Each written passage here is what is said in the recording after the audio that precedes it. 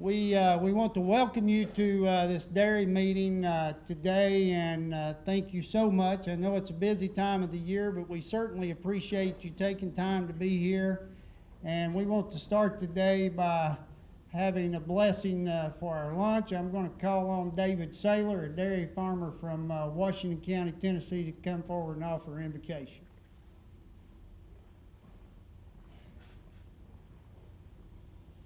Let's all go to our Father in prayer. Our Father in heaven, we pause this moment to give you thanks and praise for all the many wonderful things. We give you thanks for this organization, that we may always know that through your hand and your guidance, that we're dairymen and different things of the world, that we can work your land and your place in this country that you give us to work and prosperous and growth that we have. You to be with this organization as we go through this meeting tonight, that may things be done to further our work here on this earth, that we can always do things that's pleasing to you. We give you thanks for the rain and the many sunshine days that we have at this time of the year, when we know the season and our growth and the health that we have accomplished over the year. Especially now, we ask you to bless this food and nourish our bodies and us to thy service. Bless the ones that prepared it and give them the comfort that they need.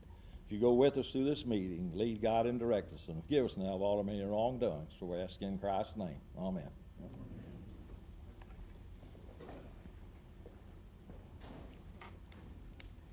Thank you, David. Obviously, the intent of today's meeting is for our dairy farmers to have an opportunity to visit with Deputy Administrator Coale and her team from D.C. But we have several other partners and industry representatives here. We want to welcome all of you and thank you for being here to be a part of the meeting as well. We have several elected officials from Tennessee in the audience. I'm not going to try to introduce you individually, but if you are an elected representative or representing an office, I'd ask if you'd be stand and be recognized at this time. Let's show these folks our appreciation for being here.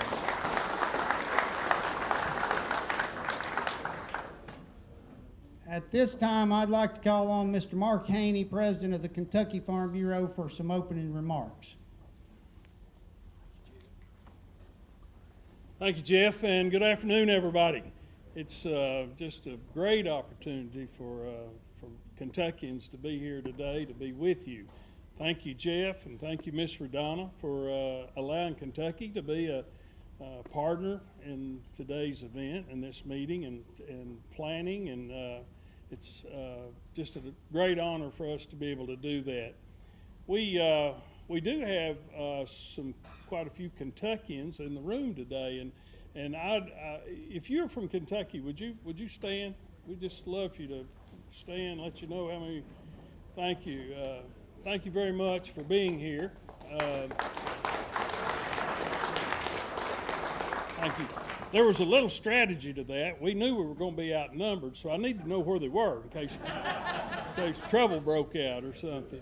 No, I'm just teasing. We knew that on a pretty day, it might be difficult for many of our producers to make the journey here today, and those that have, I appreciate it so much. We were in a little bit of short in numbers a little bit, but Miss Dana Coale is wearing this Kentucky blue, and we're just so proud to even it up right here a little bit for that. So thank you for that very much. No, we were teasing her early on about that. But today's meeting is certainly more serious than that, and things that we want to be able to give our producers and producers from Tennessee opportunity to hear from Administrator Coale on this issue, of course. We have a lot of folks from Kentucky that are producers, folks that work in the industry. We have the leadership of Kentucky Farm Bureau traveling with me. I appreciate that. We have the governor's office in Kentucky represented here today. Warren Beeler, representing Governor's Office of Ag Policy. We have Kentucky Department of Agriculture represented here today. John McCauley, thank you again for being here with KDA. I know that you want to hear other folks speak other than me, and I recognize that and appreciate that. But I just want to say that this industry certainly is in need of a lot of attention, a lot of concerns that we can discuss and talk about. I look forward to hearing all those things addressed today, or many of them. And most of all, I just want to say how much we appreciate the friendship that we have with Tennessee Farm Bureau and the leadership, Jeff, that you provide, and the friendship that we have. Thank you very much. Thanks for allowing us to be a part of it.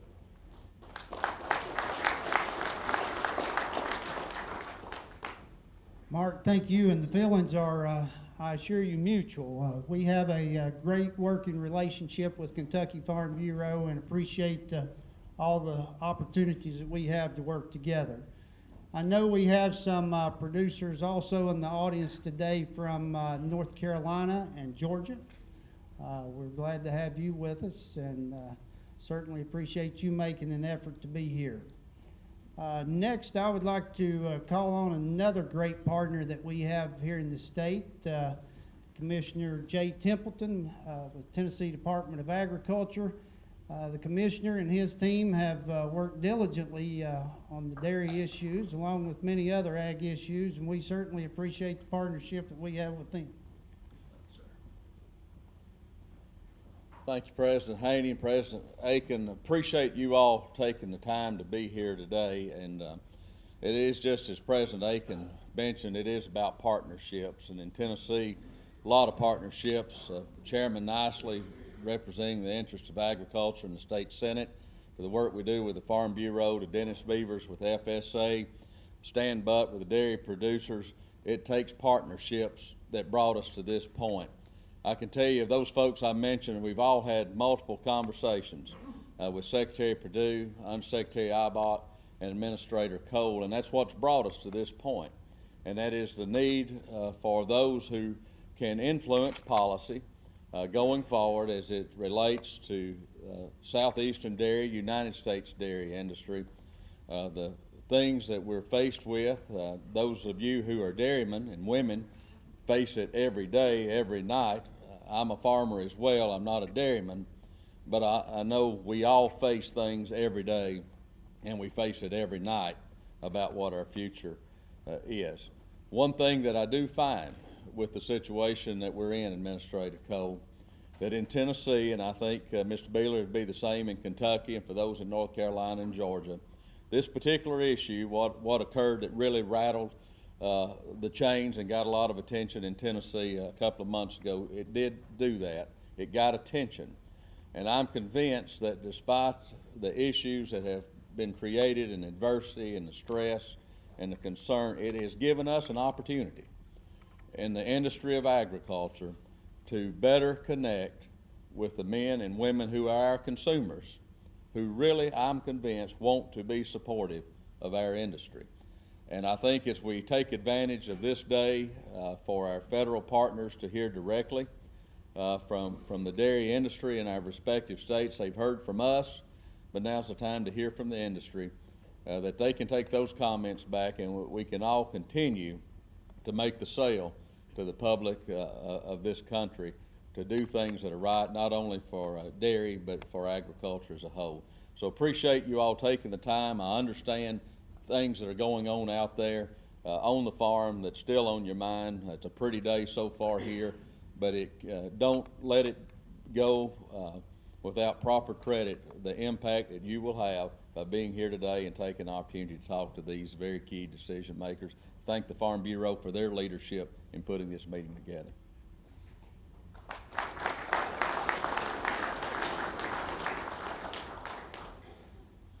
Well, as you've heard from the commissioner, we certainly understand that there's some fear, there's some uncertainty, there's some anger associated with the dairy industry now. I would say we're an industry perhaps in crisis. And so a month or so ago, Mr. Haney and myself, along with some other Farm Bureau presidents, had the opportunity to travel to D.C. to share those concerns on behalf of our dairy farmers. We had the opportunity to meet with Administrator Coale, Undersecretary Ibach, and Undersecretary Northey. We had a great visit, and so you are aware, Administrator Coale offered to come to Tennessee or wherever in the country to visit with dairy producers. So while we may not have lots of answers, we thought this was a great opportunity for dairy producers in affected states to have a conversation, a dialogue with the administrator and her team, and to share your concerns. And I've got to tell you a couple of things. When we were there, one gentleman said that there were 3 people in the whole country that understood dairy policy, and 2 of them had passed away, so the other one is Dana Coale. So she obviously has a great understanding of the program. I think her heart is for farmers. And, you know, the work ethic that I couldn't believe. As we've communicated with her, she sends emails from 6 a.m. in the morning to midnight, so she is a busy lady. But again, willing to be here today, so we're going to change our format up just a little bit. She has to leave to catch a flight a little earlier than we had anticipated. So we're going to start off here in a little bit after she has an opportunity to make some opening remarks with questions and answers. So I would encourage you, if you have something on your mind, please be prepared, and we'll have microphones that we'll get to you as you speak. But I would ask, I know we have several different groups represented here today. Let's give our dairy farmers the first opportunity to share their concerns and questions with the administrator, and then we'll hopefully have time for others in the audience as well. But with that, I would ask you, if you would, please join me in welcoming Deputy Administrator Dana Coale.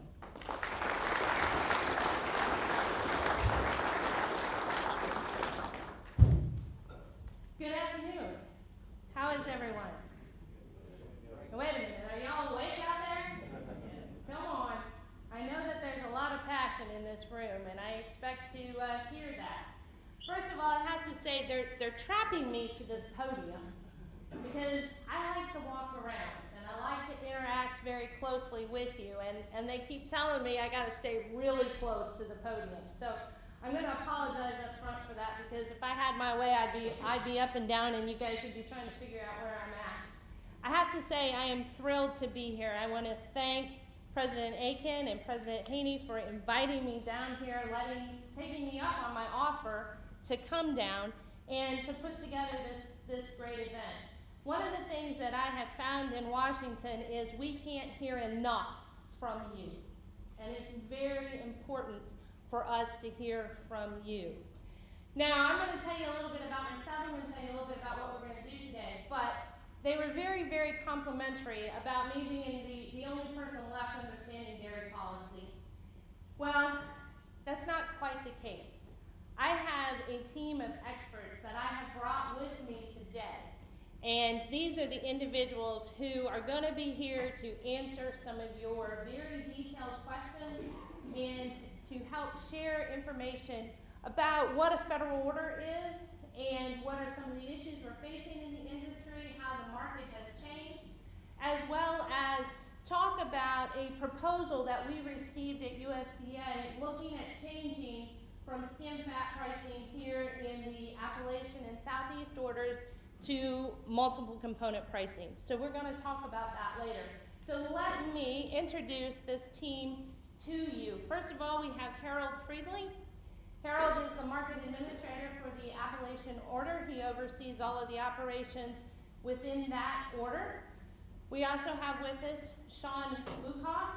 Sean is the acting market administrator for the Southeast order and for the Northeast order. I have to tell you, Sean is relatively new in this acting role, as the former market administrator just retired about 2 weeks ago. And Sean was asking me if there was any correlation between committing to come to this meeting and the retirement of the former market administrator.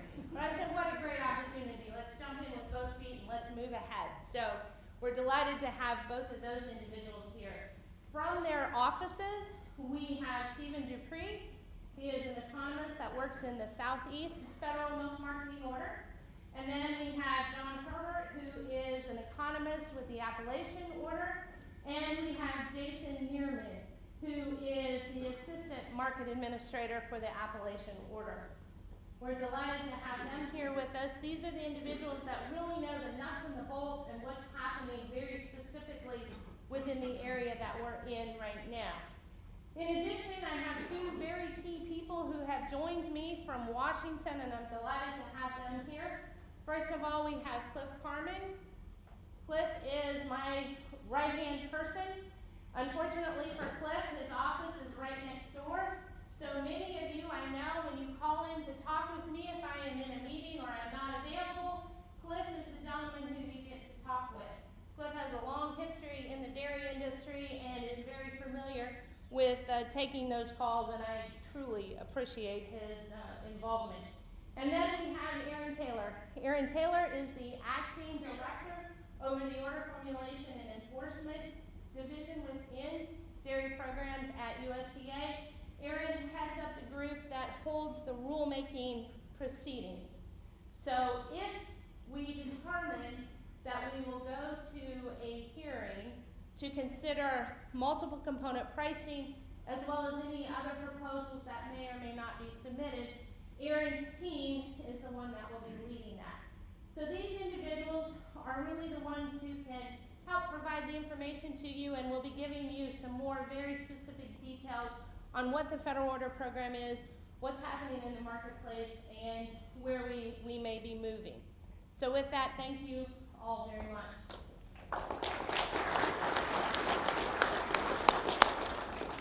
The first thing that I always like to do is let you know just a little bit about me. Who am I? Who is this lady, and what's she doing, right? Well, I am Dana Coale. I hail from the great state of Iowa. I share ownership in a farm up there with my family.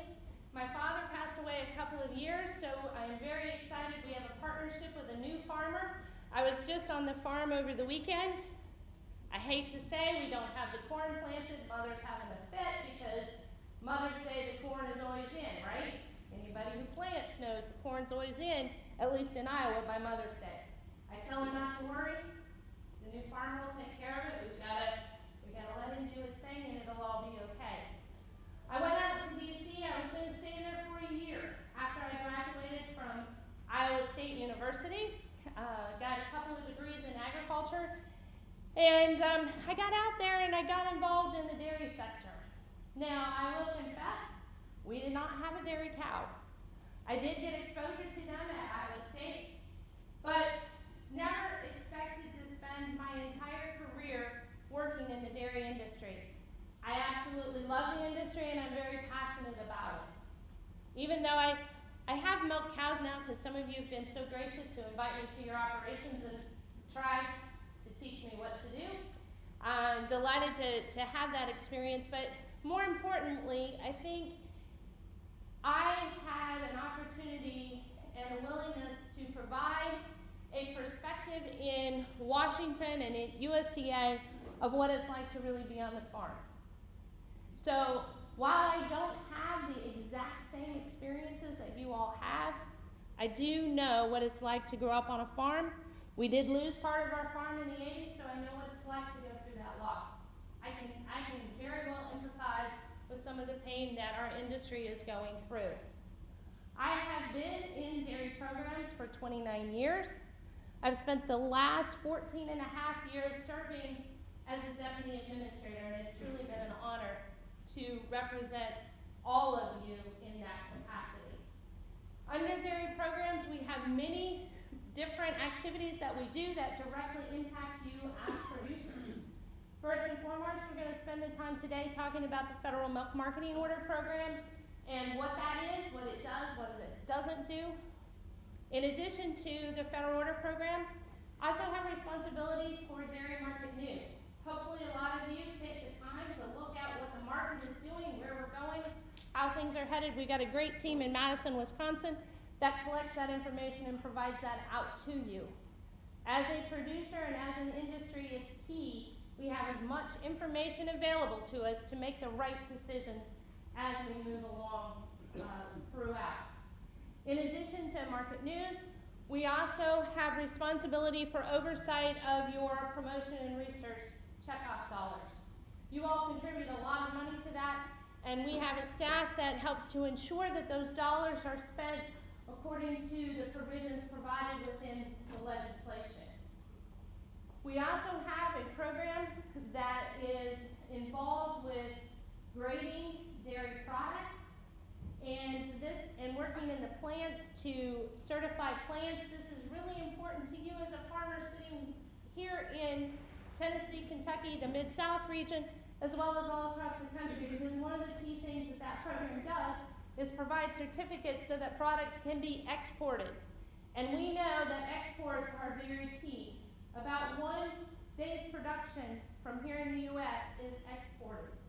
That's a pretty significant amount. 1 day's production per week, make certain I got that right. 1 day's production per week is exported. And that's very key, and you'll see that as we go about the conversation today, talking about what is happening within our dairy sector. In addition to that, we of course also have a team of economists that work to look at where prices are going, what projections are doing, working with a team at USDA, looking globally at where the dairy markets are. So there are vast programs that I do have responsibility for, and I take that job very seriously. The one thing I want to qualify, I do not have direct responsibility for the margin protection program. So, I don't need to say anything else other than that. Now, I do know that Secretary Perdue was in the great state of Tennessee not too long ago, and he had an opportunity to hear directly from some of the Tennessee dairy farmers. I don't know if any of you are in the room today who we had a chance to talk with, but what I do want you to know is that Secretary Perdue heard what your colleagues were saying.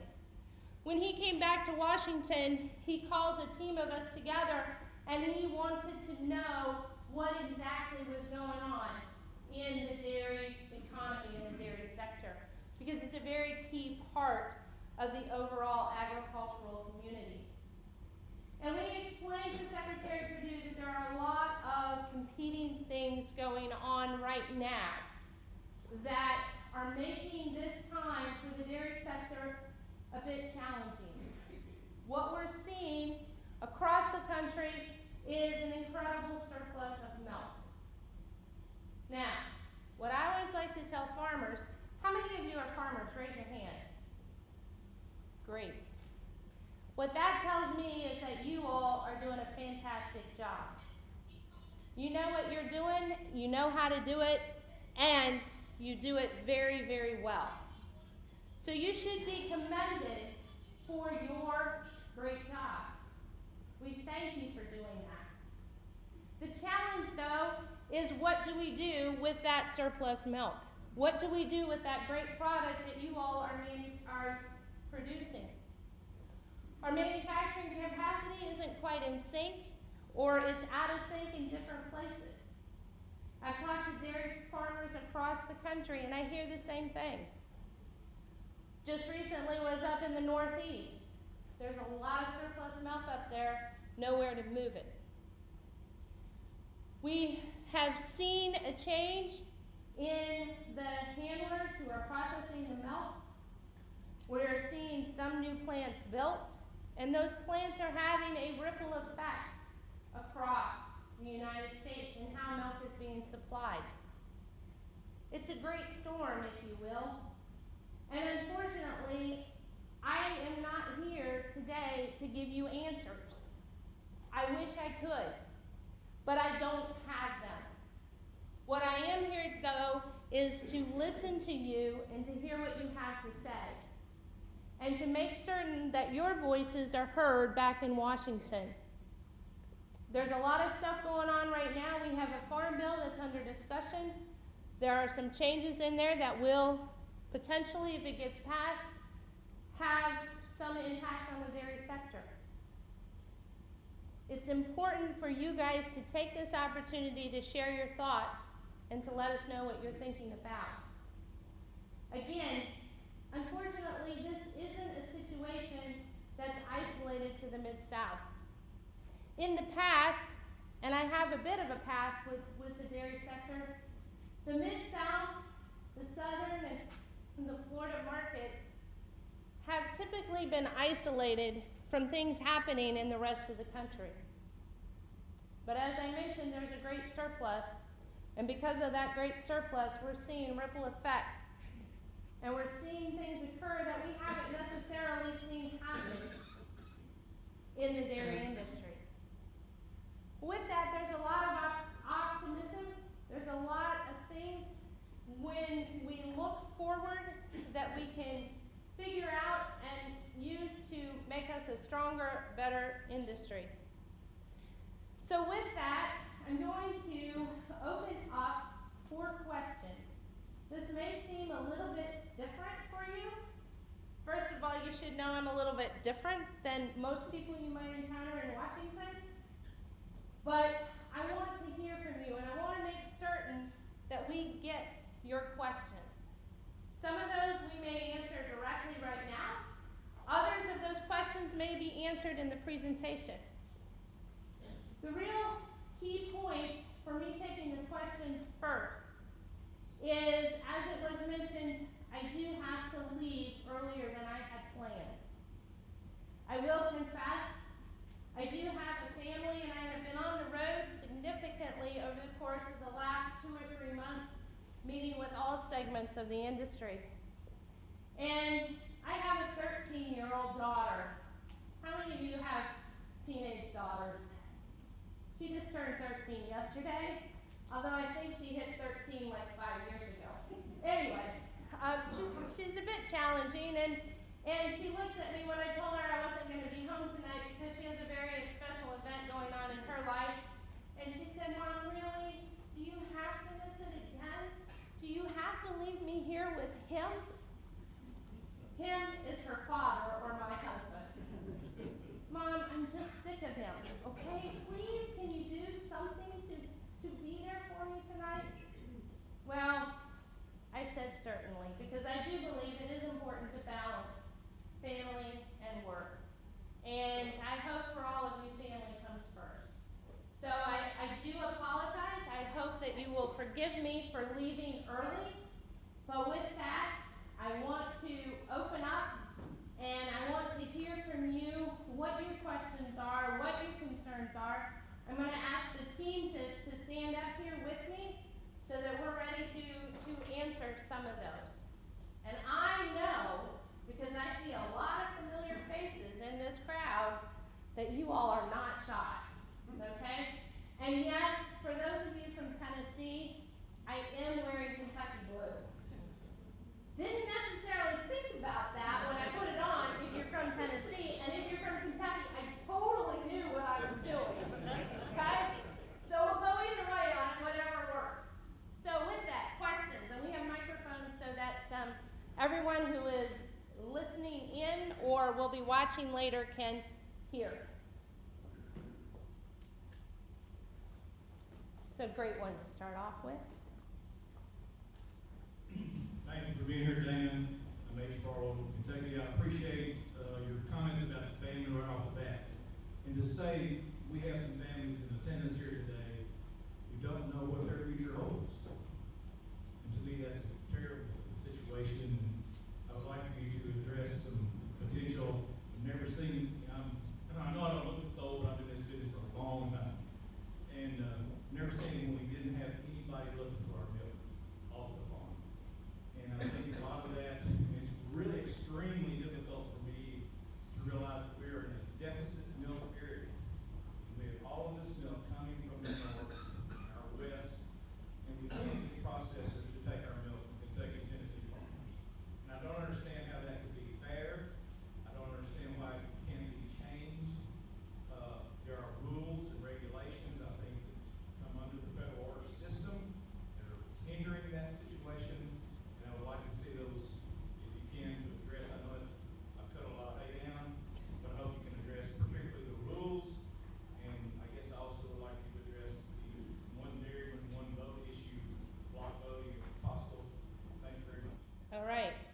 great question to start with. I spent a lot of time on the baler, so I'll try and make several bales out of that hay that you just cut for us. So let me start from the back question and work forward, and I'm going to give time for the team to come up here as well to help answer some specifics. We're going to go over some of the diversions and transportation credits that are involved in moving milk into this particular order later in our presentation, but we will hit on answering that right up front. Let's jump to the question that was asked has to do with one producer, one vote, and I think what's really getting at is why within the federal order system is block voting allowed? Would that be correct? Some of you in the group may not know what block voting is, so let me back up just a little bit and give you a little bit of background. First of all, within the federal order system, we do allow cooperatives to operate, and if they operate and are recognized within the federal order system, we call them a qualified cooperative. A qualified cooperative is a cooperative that has submitted certain paperwork into us at Dairy Programs. We have reviewed that paperwork, and we have determined that the cooperative has a set of bylaws and that they're functioning as a cooperative. Once they become qualified under the federal order system, then that enables them to provide services to their members. And we allow them to make some deductions for those services. If an individual is not a member of a cooperative, we provide the services and we take a deduction for those services, such as testing, etc., for the milk and providing market information. Within the federal order system, the cooperatives are allowed to block vote. And what that means is that the cooperative casts a vote on behalf of the entire membership within the cooperative. The belief to allowing this to happen is that cooperatives have an elected board. And that elected board is there to represent the membership. And it is that board then who makes the determination if the cooperative will block vote and how the cooperative will vote. So it is part of the governance within the dairy cooperative. Some of you may be familiar with, and this is I think a point that you're trying to drive to, in the promotion and research program, there is a provision that allows for modified block voting. And that modified block voting basically says that the cooperative is going to vote on behalf of its entire membership. However, if an individual producer wants to cast their own ballot, they can. And that producer will be deducted from the number that is represented by the block vote cast by the co-op. The modified block voting is not a provision that is included within the authorization for the Federal Milk Marketing Order Program. Now, a cooperative does have the option, when we are going to a vote, to elect to not block vote and have a referendum conducted. And so in those cases, what we do, and we have seen it happen, where we will send ballots out to all of the cooperative members. Now, why is voting important? And I know you didn't ask this, but I'm going to segue into it. It's very important because you as dairy farmers are the ones who make changes to the orders happen. That is because an amendment to a federal order cannot be implemented unless it is approved by the dairy farmers.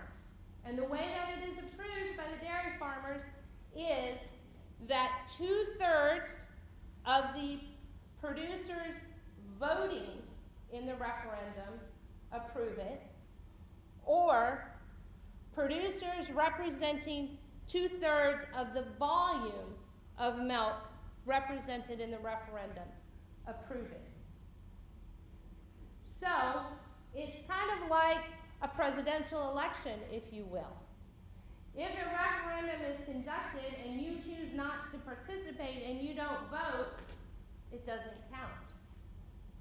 And you have to live with whatever The decision is by the individuals who chose to vote. So does that address your question on block voting? It's within the confines of the Agricultural Marketing Agreement Act. It's the provisions that we have to operate under for the federal order program, very specifically on block voting.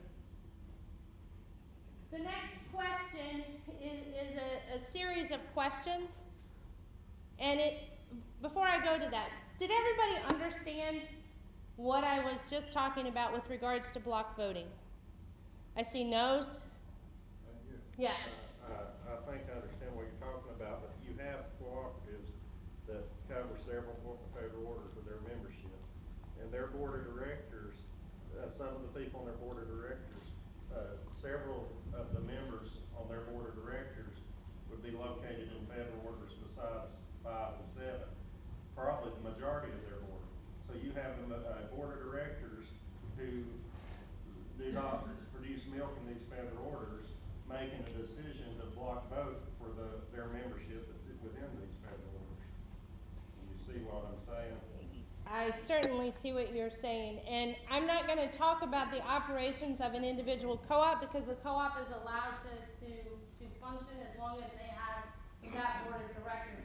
But what I will say, what we typically see is when an order is the only producers that the cooperative is voting on behalf of are producers that marketed milk on those orders for the particular time period that we designate, okay? So if you have a national co-op and we have a hearing in the Appalachian and Southeast orders, that co-op is only going to be voting on behalf of their members in the orders that are impacted. So what will happen typically is that a co-op will make certain that the representatives from those regions have expressed and know what the position is of the segment that is impacted. If the cooperative elects to do something differently when they cast their ballot, that's a cooperative operation. But the cooperatives are voting, and I do know here directly from the regions or the areas where the producers are located, and typically, take that into account. I can speak very, directly. We just went through a referendum with a proposed federal order in California, and there were national cooperatives, and they were hearing very directly from their producers with regards to whether or not they were going to block vote or whether or not they were going to have a referendum, and then how they were going to, what actions they were going to take. So hopefully your co-op is recognizing the area and the producers. Other questions on block voting? There was a couple over here shaking their heads no, that they didn't understand. Yes, sir. As a clarification, you said there's 2 ways to do it: 2/3 of the votes of each member, or 2/3 of the milk Yes.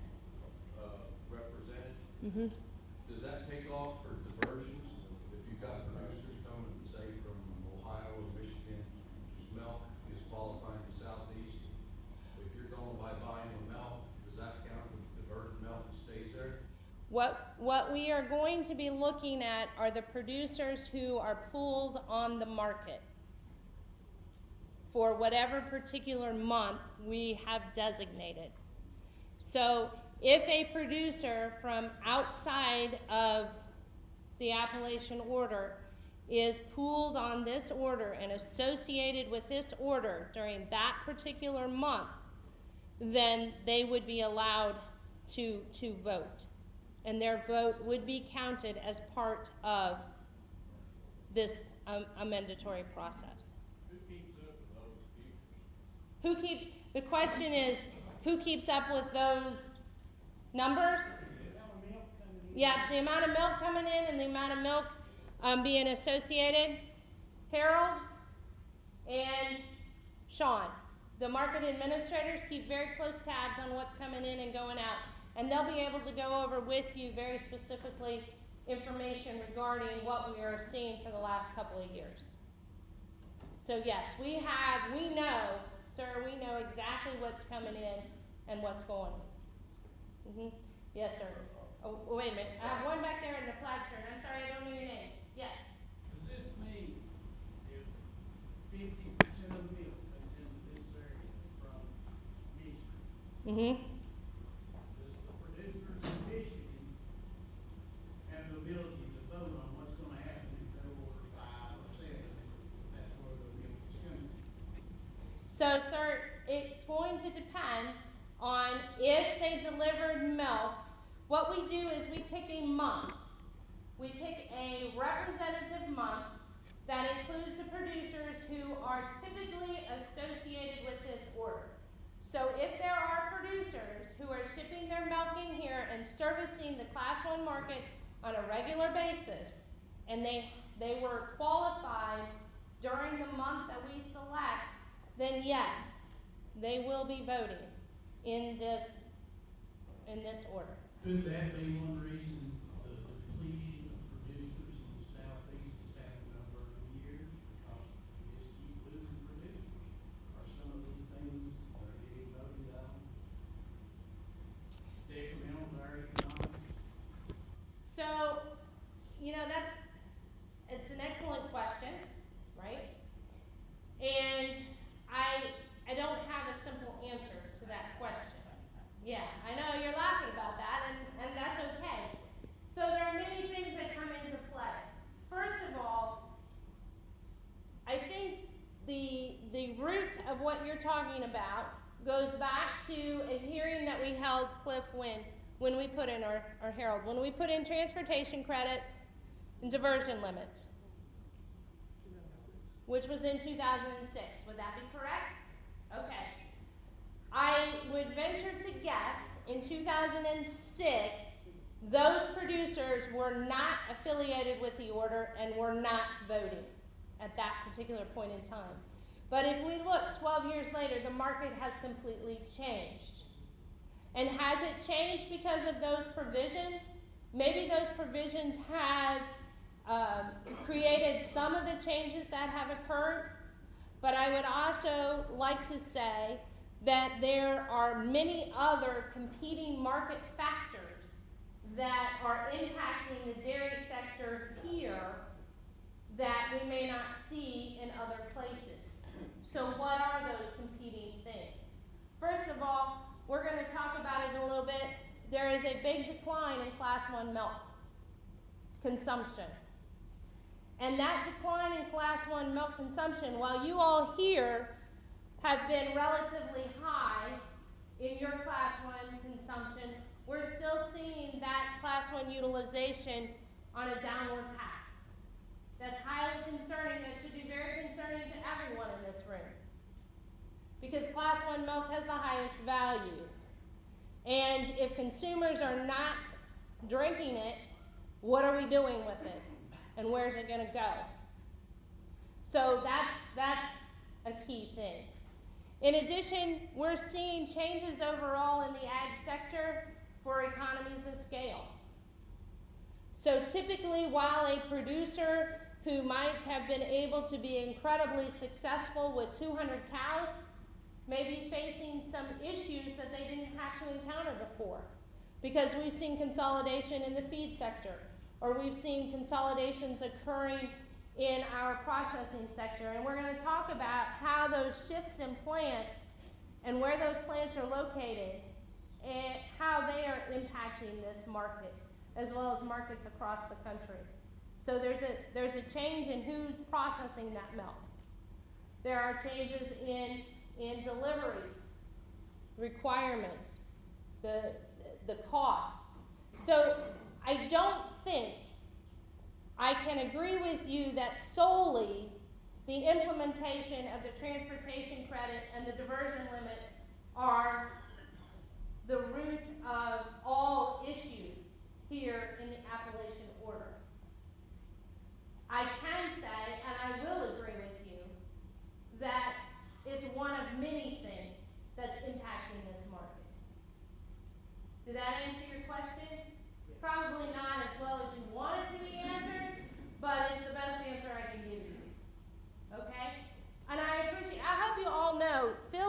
hit me with these hard questions, because they're what matters to you, and they're what matters to us at USDA. Okay, I know I've already asked one question, but, Your question limit's almost up. He's already asked one. What do y'all think? Should we let him go two? Okay. What our class 1 utilization would be higher if we did not have the 1-day touch base rule that allows somebody to ship milk down here 1 day a month and then pull their full 30 days of production on this order, and it's going to a class 3 or 4 plant in another order. And, you know, I've talked to different people. Like 1 month, I think it was January, February, the class 1 utilization was like 71% in the Appalachian federal order, and it was estimated that it would have been 83 or 86% if you took out all the diversions. So we are still a very high fluid utilization market if you could take out the 1-day touch base and by my calculations, which this is far from official, if you went from 71% class 1 utilization to 86%, we would probably gain over 50 cents a hundred on our milk, and that would go a long ways to helping us stay in business. And so I think that would be very helpful. Then you have 30 cents a hundred that are sort of like a tax. I think the transportation credits at the processors on all milk, fluid milk that's bottled in that federal order that helps to bring other milk in here. That's 80 cents a hundred. 80 cents a hundred, if that was in this federal order, we would have held on to a lot of the dairies that we had. And we would have not lost so many dairies over the years. And we would not be having to bring it in, coupled with the fact that in the 96 Farm Bill, we lost the right to have a base excess program. That would allow us to balance it to what the market needs, a performance-driven base excess program that would be more efficient, would incentivize us to produce the milk when the market needed it, and not to produce it when it's not needed. And so I think if we could do the 1-day touch base thing, I mean, that's causing us to lose our class 1 utilization. So, and then you go to talking about component pricing, that's crazy. We're still a fluid market. The processors are not paying us on components. Why do we want to go to component pricing when our customers, the processors, do not want it? Thank you. Okay.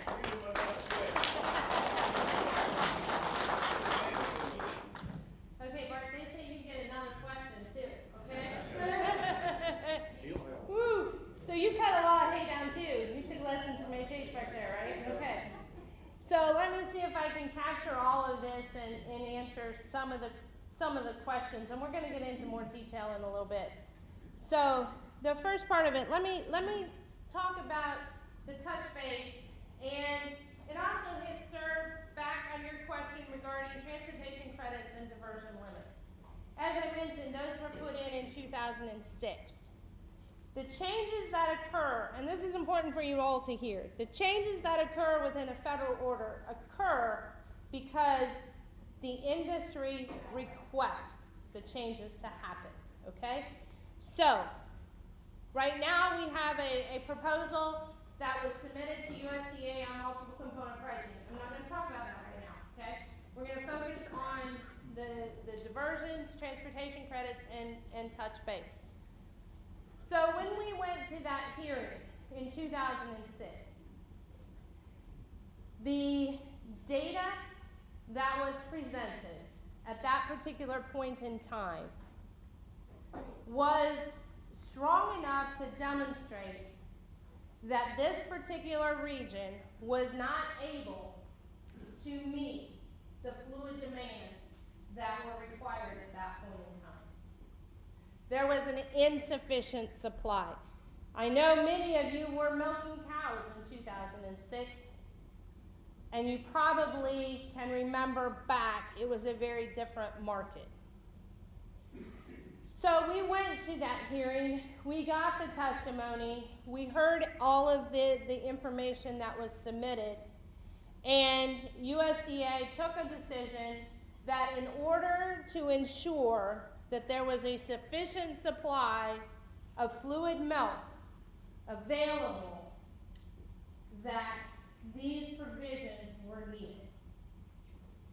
And it was determined at that point in time, and I apologize because I didn't read that decision prior to coming here today, but that decision is available that explains in detail why USDA took the position that we did. But we determined that in order for there to be enough supply and orderly marketing within the fluid system, that a dairy producer would have to ship 1 day's production into the market. That touch-base provision, any idea what it means? Very. What's that? Call price for the pool price. Absolutely right. Sorry, too many hours on the tractor. I can't hear anymore. That touch-base provision was designed to say, okay, dairy farmers who want to get the value, because you all have a higher value because of your Class 1 sales, have to be willing to ship their milk to the market. And that provision was put in there so that somebody actually had to perform. That way you wouldn't have producers sitting in Michigan just saying, we want the Appalachian Class 1 price. They would have to ship down milk into the market to qualify. So now, let's talk about it. That was 2006. We're now at 2018. And we're seeing milk movements from Michigan down. You're also seeing milk move from the Northeast down. There is a lot of milk available, and that milk is moving wherever it can move. We don't mind them bringing milk down here. Okay? We don't mind that, but let them pay their haul bill. Mm-hmm. I can ship steers out west and get more for my steers, but by the time I pay the haul bill, I'm even. I don't get any more. I don't understand that. So, the federal order system was designed, the question has to do with hauling. And within the federal order system, we don't control the haul, okay? That is a producer, and their cooperative, or wherever they're shipping to, that's an arrangement that you all have, okay? We're not in the business of hauling. What we do is we have a Class 1 differential, and down here it's higher than what it is in other places. And that Class 1 differential, part of the reason that it is higher here is to ensure that there is enough milk available in this market, and if needed, the milk can move. So the Class 1 differential does account for some transportation costs, but it does not account for the full cost of transportation, because it is a Class 1 market is ideally closer to the plants, and you want the milk here. So all of the questions about the hauling and how that is paid is not within the federal order system. But the milk that they're hauling you. What we do have here is a transportation credit. And Who regulates that? so the transportation credit is a very unique provision within the Southeast and the Appalachian orders. No other orders within the federal order system currently have the same type of transportation credit. Again, that transportation credit, there is a separate T-credit fund. It is paid into by the processors, and it reimburses out money for the cost of milk moving in.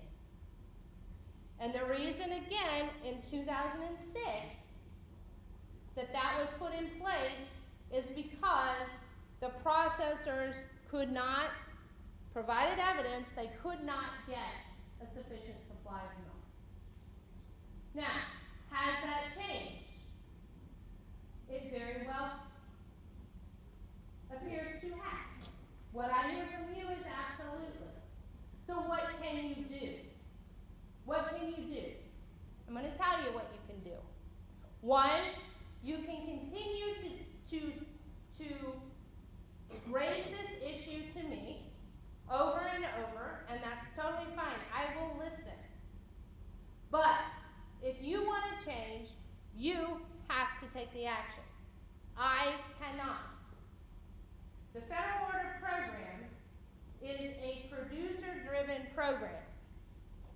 So what you have to do is you have to collectively talk as an industry and say, okay, you know what?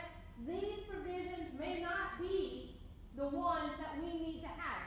Maybe there was a good basis for putting them in 2006, but that basis does not occur today.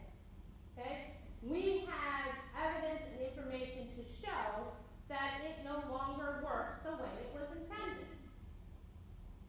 What you need to do then is to work as an industry, put a proposal together with the basis for why you're recommending that, and send it in to Aaron. Send it in to us so that we can look at it and then make a determination if in fact we need to go to a hearing to change it. Unfortunately, and I know you guys don't like to hear this, nobody has tomatoes, though, do you? Tomatoes. You said you have tomatoes. Okay, I'm allergic to tomatoes. You can throw rocks at me all you want. That's okay. Please don't throw tomatoes. I know I'm not telling you what you want to hear. I get that. But I'm being honest with you. In that if you want the change to happen, you need to take the initiative to work collectively as an industry to make it happen. I cannot do that because who votes on the order? Who did I tell you voted on the order? Michigan farmers. Anybody who's servicing the market, and it may be Michigan farmers. But why would they change the order when they're getting the benefit? Why would they change that? But they don't have necessarily the overriding vote. And the co-ops are going to be the ones who may elect to block vote, and then it's up to your elected representatives to let them know what your position is. Essentially, what you're saying is, there's no way to do anything about it. If you want to hot dry, it's not gonna happen. What you're saying, because to get something like that, the co-ops, they don't want it. Because they're drawn off the food. That's why they just draw off the food and have that go away. So, I can't. Us to do it, it's not gonna happen because we're not that smart. Yes, you are. You all are very smart. I'm not buying that. I'm not buying that you're not smart, and I'm not buying that you can't do something.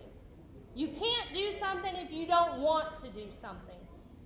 If you want to do something, it may start out small and it may take a bit, but you need to talk with whoever is picking up your milk. And I don't know if you're a co-op member, sir, or if you're an independent. Okay? One of the things that, as a co-op member, you need to be involved in your co-op operations. We do nothing on that. I can't tell you anything about the ins and outs of how your co-op operates. But what I can tell you is sometimes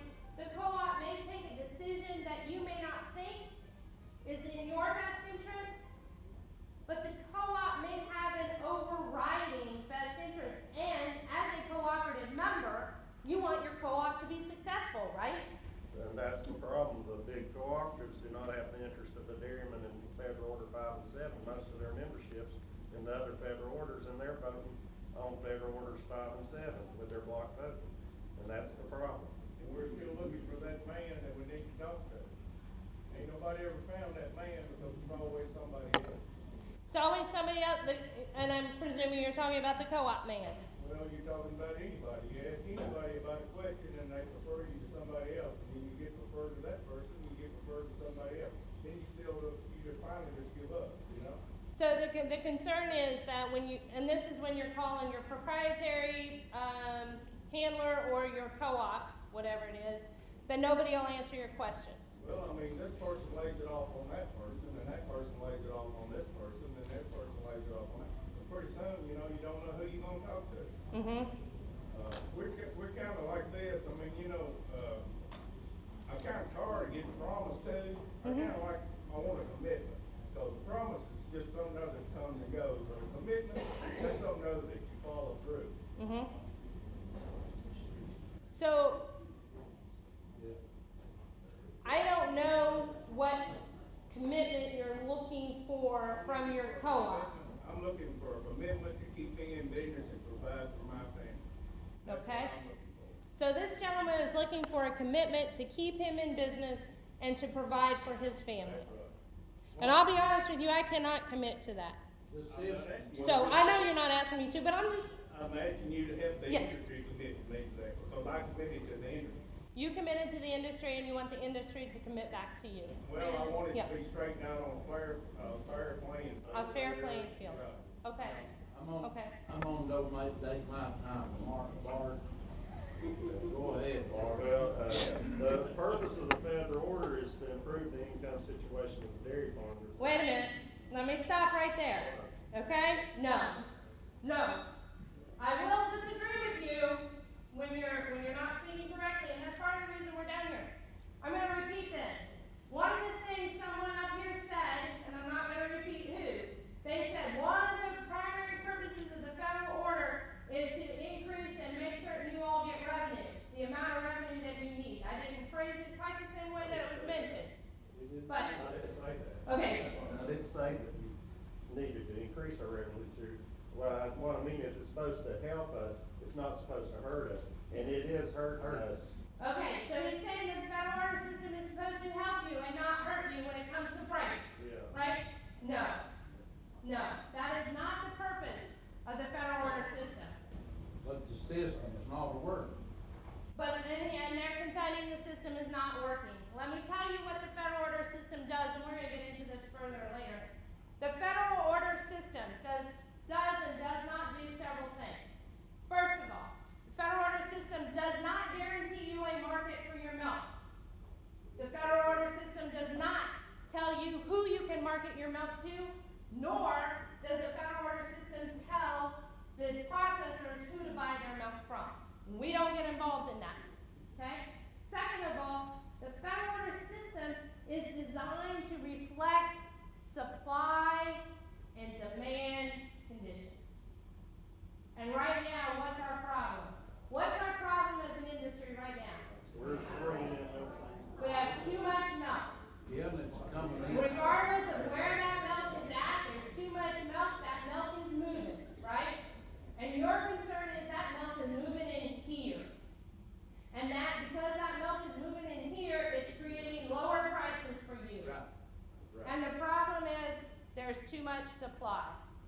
So what are we doing about supply? There's not too much supply here in the southeast if we didn't have the outside milk coming in.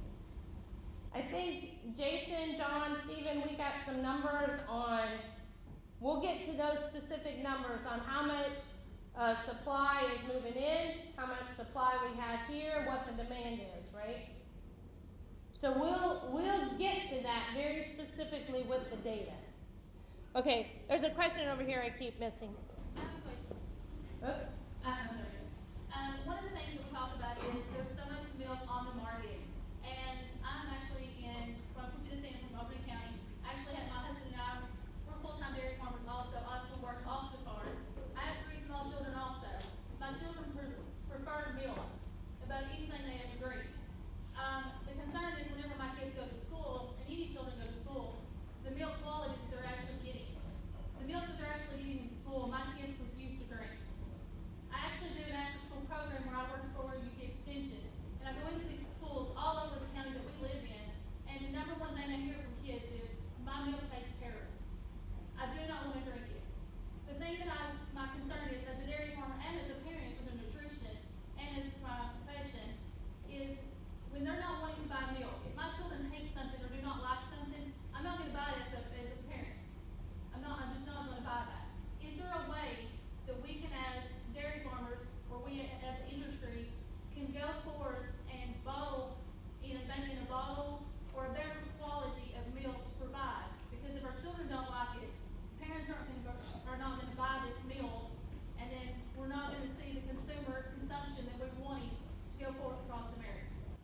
great comment. What we have seen is that the school milk program did not allow for any kind of fat content within the milk, as well as for flavored milks.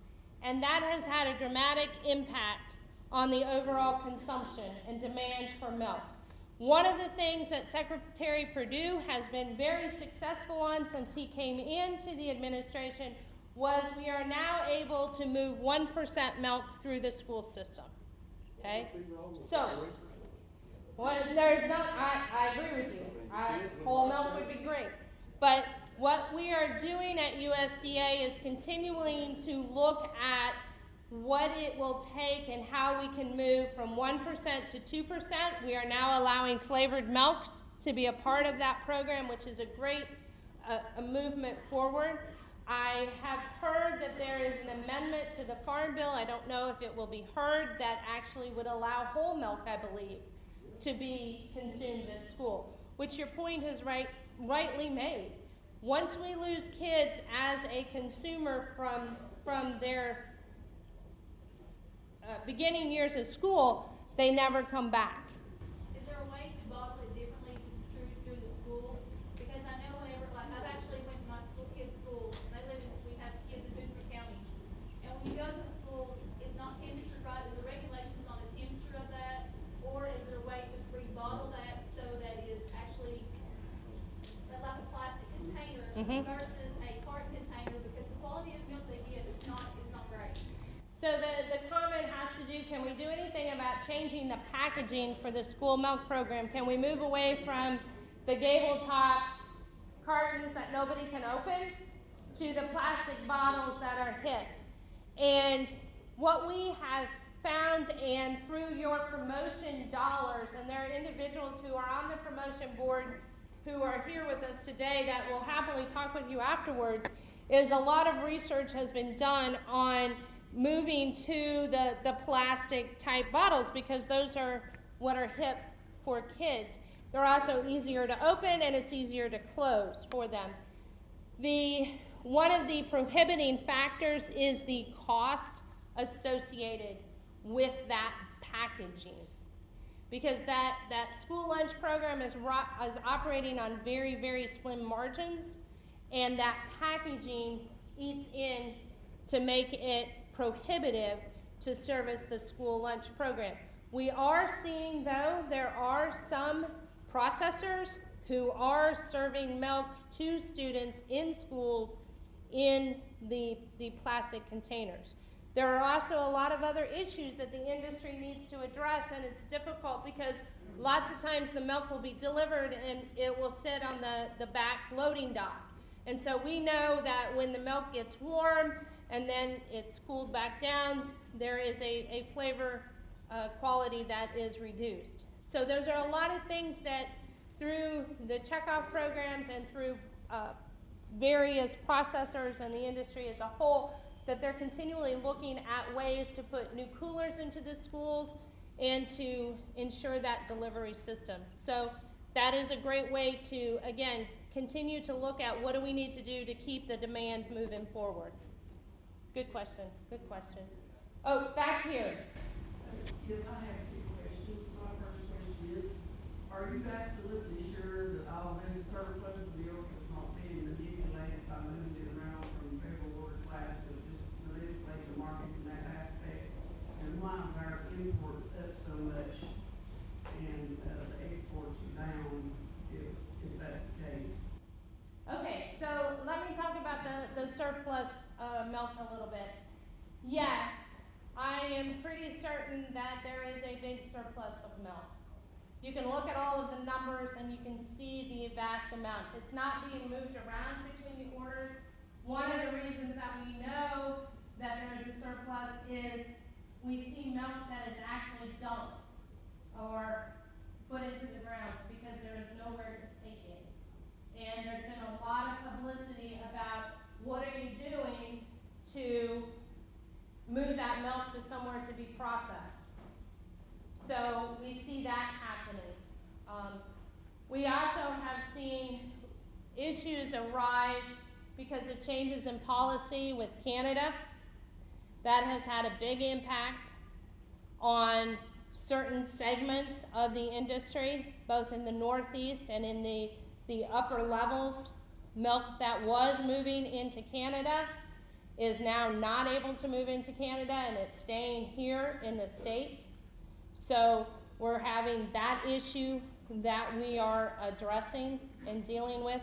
I think, Cliff, we have numbers on the amount of milk that when we post it, how much milk is actually put into an other use class, which is milk that has nowhere to, some of it is milk that is actually dumped on the farm, has nowhere to go, or some of it may be damaged, etc., and not moved. But there are numbers to indicate that it is truly a surplus market.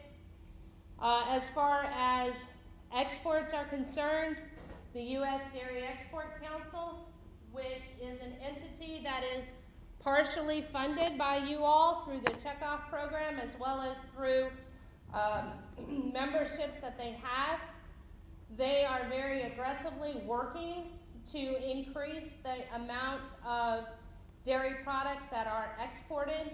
We see, though, as the world market economy changes and we see varying values in the dollar, that has an impact on how much milk is being exported, how many dairy products are being exported.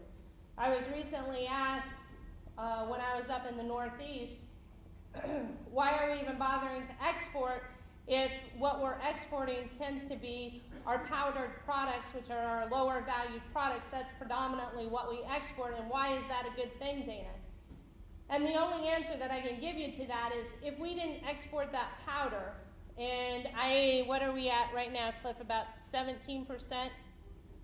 15%?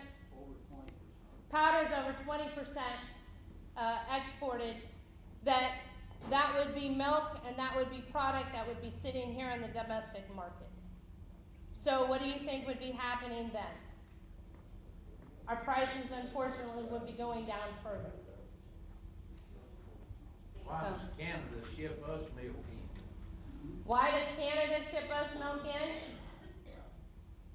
Because they can. I don't have a good answer. You know, we don't have a wall between us and Canada preventing it. So,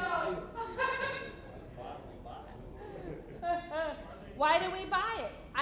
Again, that's not something I regulate. I can't answer that question for you. There has to be some partnership and relationship to enable it. The question was, why do we buy that Canadian milk? We're pouring out milk, as you say, and then we're getting milk out of Canada. That don't make sense. I understand that. Right behind you. Milton Beard from Tennessee.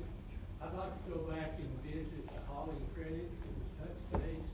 It's my understanding that the overall premiums, not the hauling credits, hauling differentials are to encourage milk to come into this area. If that's the case, why didn't they raise the hauling differentials instead of these hauling credits? What that does is allow processors to go in the back door and get milk called in at a cheaper rate where they don't have to pay the milk within the order the extra money. And that's why we're suffering today, one reason. And another thing, the one-day touch base allows different entities to bring an individual producer's milk into this area today and bring another one tomorrow and take money out of our order. And while I'm talking, I see the program that we're talking about putting in place as being another way for them to manipulate and take money out of our order and send it to people outside the order. And the other program putting in place is multiple component pricing. Okay, the comments up front, for those of you who couldn't hear them, I'm just going to recap, was a discussion about the transportation credits, the hauling credits, and multiple component pricing and touch-based provisions, which we're going to get into some more details on that in a little bit. So, we'll hit on that, and if we don't answer your specific questions on that when we're making the presentation, then ask them at that point, okay? Sir? Diane, Mike Ellis, dairy farmer here in Knoxville, Tennessee. My milk's been going to Asheville for 32 years. When it started before 2006, we were in the 90% utilization. When you change that, combine the federal orders, whatever happened at that time, we dropped down into the 60s. You know, and that's lowered our utilization and our price. Another thing about the school meal, and I spoke with the secretary when he was here a couple of weeks ago, and thank you for getting the 1% back in. But here's the problem that's gonna happen with the processors, and I think that they're controlling what happens because of the block loading and because there wasn't any dairy farmer input when that 2006 deal happened, because it wasn't necessary. The processors took advantage of things to help them. Well, this school milk, if it does come to the point of putting the fat back in it, the school food service directors aren't gonna wanna pay the price to do it. And the processors are gonna charge a high price because they're gonna sell cream. And as far as the plastic bottles go, that was a great thing, it's been a great thing, it is a great thing. And I been on the SUDA board, Dairy Alliance now, and before they done the testing of doing that, in every individual case, there was enough milk sold extra to pay for the difference in the plastic part. You know, the problems are, in my opinion, related to the processors taking advantage of us as farmers. Okay. Thank you.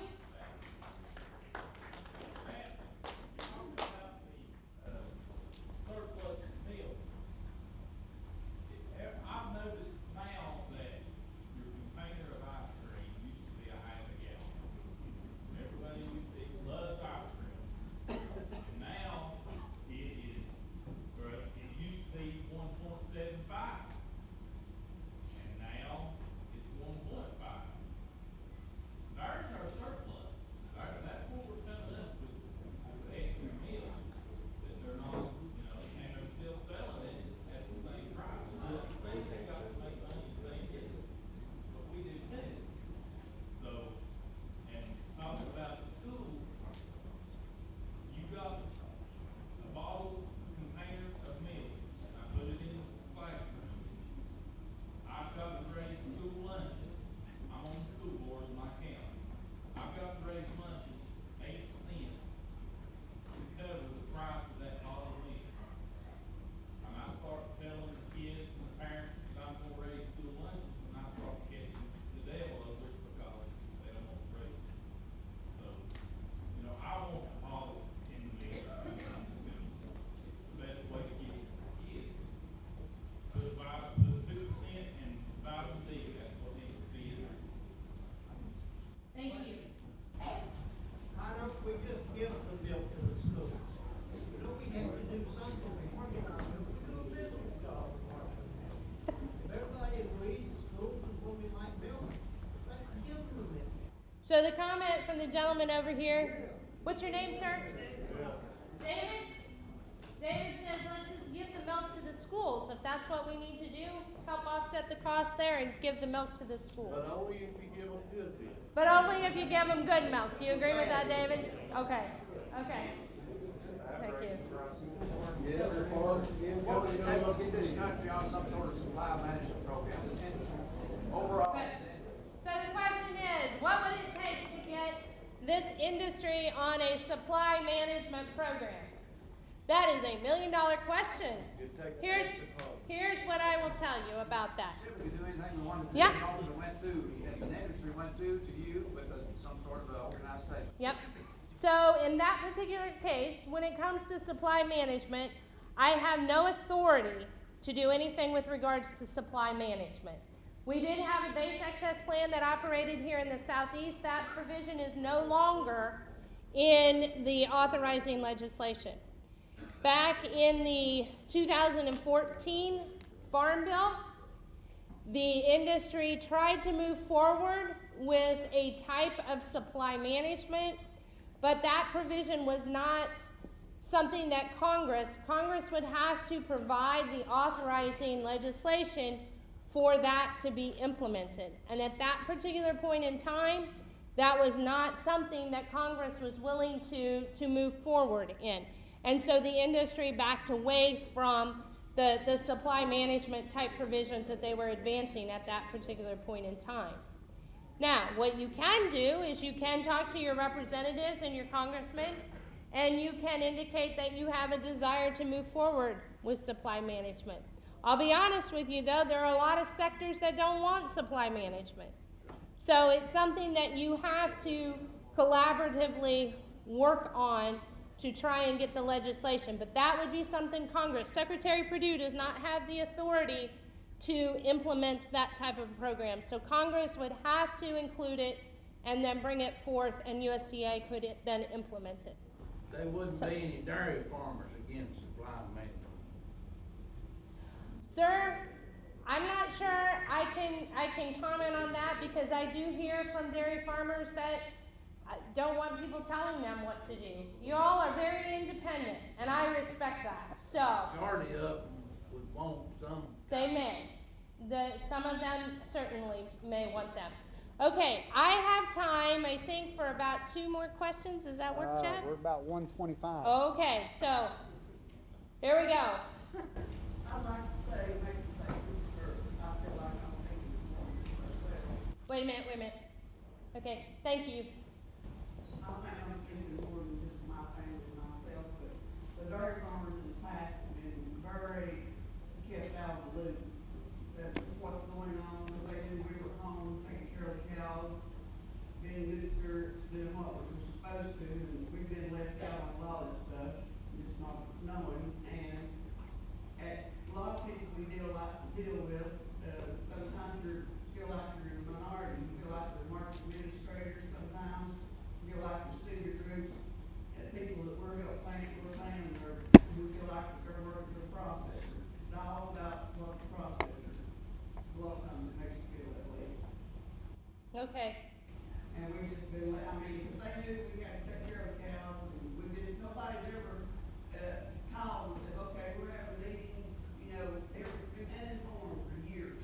And that's one reason, and another reason is co-ops all did it so they get established, but they should have to pay federal workers just like everybody else, and we wouldn't be here today. So, what's your name, ma'am? Lori, thank you for your comments. Here's what I can say. We're here to make certain you have information and the best education materials that we can provide, so that you do understand how you play into the overall system for the dairy sector. It all begins with the dairy farmers. Without you all, then there wouldn't be a milk supply, there wouldn't be anything for consumers to drink. So it starts from the beginning, and I can assure you that those of us who are working with the Federal Order Program recognize that, and we appreciate all of the hard work that you all do. And I recognize that it is an incredible lift that you go through every day to make certain that there is milk there for the consumers. This is an industry, and I see it all across the country, where I liken it to a love-hate relationship, because you have to have the processor, and the processor has to have you. And without both of you together, neither one of you will be successful unless you start doing your own farm cheese or something on your own, independently. And obviously, you as producers need to get a certain value so that you can stay in business and there's a return on your time and labor. The processor has to have a certain margin so that they can stay in business. But the dairy farmer does. The dairy, like I said, the dairy farmer needs to have that too, okay? So it's a love-hate relationship because you're forced into a partnership together because you have to have each other. Unfortunately, you know, you can't hold milk on the farm. I can hold our grain.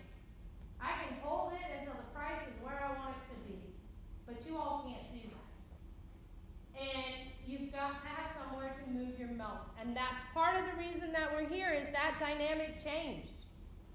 That dynamic changed, and some of you, unfortunately, were given notice that you didn't have somewhere for your milk to go, and some of you I know are still looking. And I would like to say that if you call the federal order, you call the market administrator's office, if you do not get somebody that gives you the answers that you want, maybe not the answers that you want, but are not able to answer your questions, then they what? They pass the button? Okay. Well, there are two gentlemen. Stand up. Harold and Sean. Okay. Lori, if you do not get an answer from anyone that you talk to, if you talk to Stephen or John or Jason, who just split, where'd he go? He's in the back of the side. He's back there to help you. If you do not get an answer from one of those three, then you call these two. And you know what? If you don't get an answer from them, then you call me and you let me know. I probably won't have the answer, but I'll be on the phone to them and they know it. Letting them know they need to get back to you with an answer. Well, I told my husband, I said, we've all worked hard 7 days a week, look at where we're at today, and they hate our guts for it. Well, I said, that's how you feel. I mean, you know, but anyway. I can't speak on behalf of the processors, but I can tell you that we in the federal order system do appreciate what you do. And I in particular do. Okay, I can do 2 questions, so we're gonna do gentleman right here.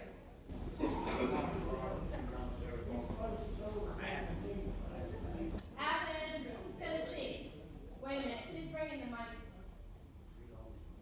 She's getting her exercise today. I appreciate you being here today. You raised a lot of answers to a lot of questions. I would like to address for this group, you're speaking on a national level. We're primarily on Appalachian and Southeast level, so we're looking at it a little bit different. But I would like to address the touch-based issue. I like to see that done away with. And I would also like to be, and you may answer the question, no, is the numbers transparent for all the milk that comes in here and who it comes from? Is it transparent enough for individual producers to see? Yeah. Yeah, there's state and county information on our website. And sir, what was your name? Roger Robertson? Roger. When Jason, John, and Stephen talk, we'll make certain that they give you that website, that specific address, or they can get you the specific information. But yes, it is transparent as to where the milk is coming from. Well, But not from who. We don't tell who because that's proprietary, but we'll tell you where it is coming from and going to. well, if we don't know who, then we don't know which producer is coming one time a month. Why did they not tell us who? Because that's considered proprietary information. One of the things that, sorry, video guys. I like to wander. One of the things that we hold very closely within the federal order system is we are not going to release any proprietary information. So we may know all the information about your farm, Ralph, and all of the information about your farm, but we're never going to tell anybody. Okay? We may know what's going on, but that is very proprietary. That impacts your business just as a processor's information impacts their business. We're not going to share that. We'll give some aggregate numbers. We'll give you the overall information, but we will not get to a specific individual or a specific plan. Okay? Thank you. You are welcome. And the last question in the back. Y'all okay with him having the last question? No. Oh, well. Just a comment, I have a little bit of defending, I have called, I have called multiple times, Jason can, attend that or at least, speak to that. I have never, ever not been able to get information. The biggest problem I have is knowing what to ask, to be honest about it, and learning the system. So I called Harold, I called John, I called, Jason, and I called Steve, and asked those questions, and I must just say, you can get the answer. It will be an aggregate, it won't be an individual, because they won't do that. But, you will get the, answers to your questions if you put in order to be able to do that. Thank you. I'm delighted to hear that because that's what I expect from them, and I think they know that too. Hopefully you all know that. So with this, I got to make a pact with you all, okay? Are you ready for this? Will you agree to this? Hey. It's pens, huh? Okay. Well, good. So first of all, I do sincerely want to say thank you all very much for coming. I hope you accept my sincerest apologies for leaving, but you have a 13-year-old girl who is forever grateful to all of you that her mom can be home tonight. So thank you for that. I appreciate it. Here's the part of the deal as I leave. Please be nice to these people who are up here, who I brought with me. Will you all raise your right hand and say yes, you'll be nice to them, okay? They have agreed. Thank you, gentlemen. I appreciate that. They have graciously agreed to come with me today to go over the nuts and the bolts with you. They're going to talk about what federal orders do, what federal orders do not do. They're going to talk about the touch-base provision. They're going to talk about supply. They're going to talk about what's going on. These are some of the best people that we have in the system. They know your market.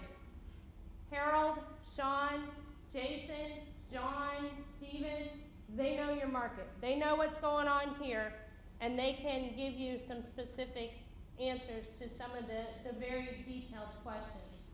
I do appreciate all of your input. I appreciate all of your comments. We will be addressing the multiple component pricing proposal that was presented to the department.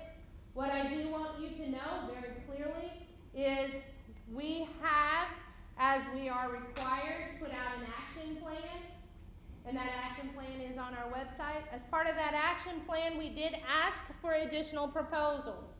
What I will let you know is the department has not made a determination at this point whether or not we will have a hearing to consider changing from butterfat skim to multiple component pricing or any other proposals that we may receive. This is an opportunity. If you have something that you want changed within the order, we've asked for additional proposals to be submitted by June 1st.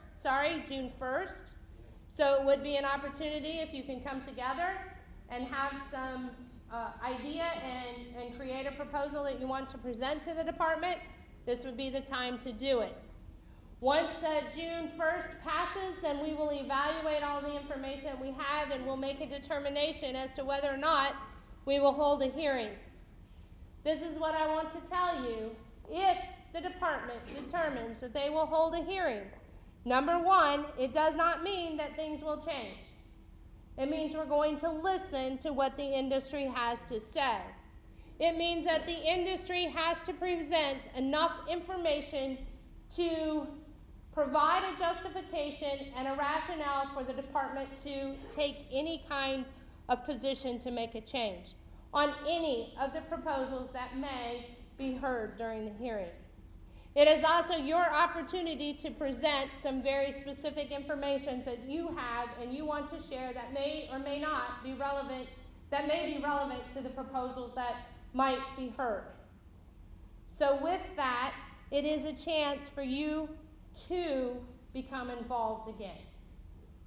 I hope that through this question and answer session, which you've given me a lot of great information and a lot of things that I will take back to Washington and relay directly to the Undersecretary and to the Secretary regarding what's happening here, that you have gained some information, and by the time you leave here at 3 o'clock, you will have a whole lot more information and education behind you. If once you leave you have questions, I would encourage you to give us a call. Harold and Sean will provide their contact information. We also have contact information in Washington. I'm going to give you it. If you want to call in, my number is 202-720-4392. What I will let you know is that I try to be out with the stakeholders, talking with people just like you all across the country a lot. Because of that, I'm not in the office all that much, and so you most likely will talk with Cliff or with Aaron. Does not mean I don't get the information, because I do. I think we have some farmers with us this morning who called in yesterday, as a matter of fact, and I know what they shared, and they called in this morning. So I do get the information, but I encourage you, pick up the phone and call us. You're our stakeholders, and you're incredibly important to us. Is that your cell phone? No, that is not my cell phone. But as Jeff told you, I work pretty much 24/7. I do get a little bit of sleep in there, but. Did you know we got a certain congressman's cell phone? Well, you know what? I will give you my cell phone number. Are y'all ready? This is my cell phone Wait number. just a second. Uh-oh. Okay, here we go. I'm waiting, he's getting it. Go ahead. My cell phone number, and it's Dana Coale, C-O-A-L-E. My cell phone number is, there's no congressman going to be above me. Sorry to our elected officials in the back.